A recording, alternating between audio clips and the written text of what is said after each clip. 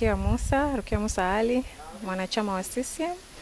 Nimekuja kuchukua fomu ya udiwani viti maalum wilaya ya Ubungo.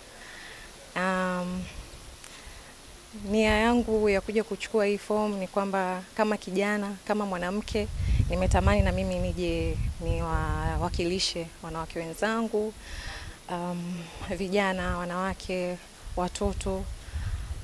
Kama kijana na kama tunavyopewa fursa, nimeona na mimi nisikae nyuma, nije niweke potential yangu, uwezo, yani na nguvu, talanta nilokuwa nayo katika kuleta maendeleo kwenye kata yangu na wilaya nzima. Nimewahi kushiriki kwenye uongozi wakati nasoma, nimesoma China, Beijing, na nilikuwa kwenye umoja wa wanafunzi wa Tanzania, China, Beijing.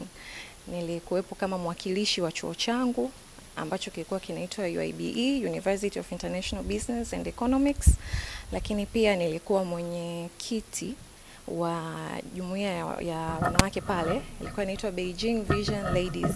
Kwa mimi nilikuwepo kama mwenyekiti, nilihudumu kwa mwaka mmoja.